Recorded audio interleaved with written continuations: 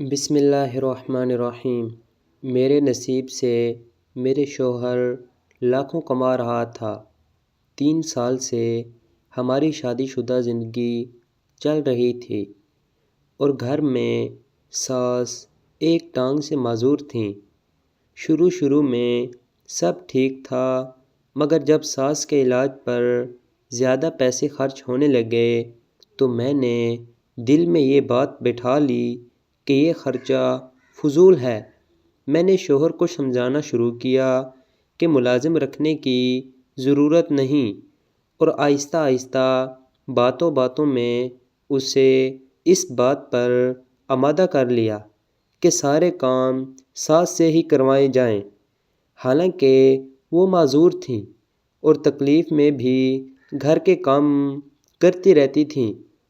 ایک دن میں گھر آئی تو انہیں تکلیف سے کراہتے دیکھا، مگر بجائے ترس کھانے کے میں نے شوہر کے سامنے ان کے روز کے ناز اٹھاتے ہوئے کہا کہ تمہاری ماں مجھے بہت مارتے ہیں اور مجھ پر ظلم کرتی ہیں، حالانکہ یہ سب جھوٹ تھا۔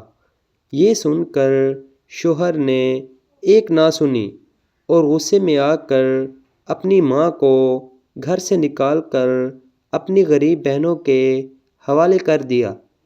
وہ بیچاری ہر ہفتے مجھ سے معافی مانگتے اور ماں کے علاج کے پیسے مانگنے آتی، مگر میں انہیں دروازے سے ہی بھگا دیتی اور دل میں سکون محسوس کرتی کہ اب گھر پر میرا راج ہے۔ وقت گزرتا گیا اور ایک دن میں سکون سے بیٹھی فلم دیکھ رہی تھی کہ اچانک میرے پیٹ میں شدید درد اٹھا۔ میں چیخ اٹھی اور ملازمہ کو آواز لگائی، مگر وہ فون پر میرے شوہر سے بات کر رہی تھی اور خوشی سے کہہ رہی تھی، مبارک ہو صاحب جی۔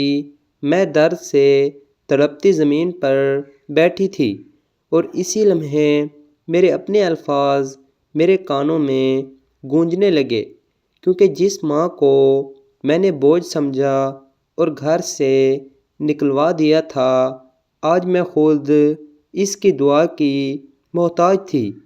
میرے شوہر کو سچائی کا علم ہو چکا تھا کہ میں نے جھوٹ بول کر ماں بیٹے میں دوری ڈالی۔ اس نے خاموشی سے سب کچھ دیکھا اور آج مجھے میری غلطی کا احساس دلایا۔ درد کی شدت کے ساتھ ساتھ ضمیر کا درد بھی جاگ اٹھا اور مجھے سمجھ آ گیا کہ دولت وقتی ہوتی ہے، فلمیں اور آرام عارضی ہوتے ہیں، مگر ماں کی آہ اور بد دعا انسان کو اندر سے توڑ دیتی ہے۔ کاش میں نے خدمت کو بوجھ نہ سمجھا ہوتا اور سچائی کا دامن نہ چھوڑا ہوتا، مگر بعض سبق انسان کو تب ملتے ہیں جب بہت کچھ ہاتھ سے نکل چکا ہوتا ہے۔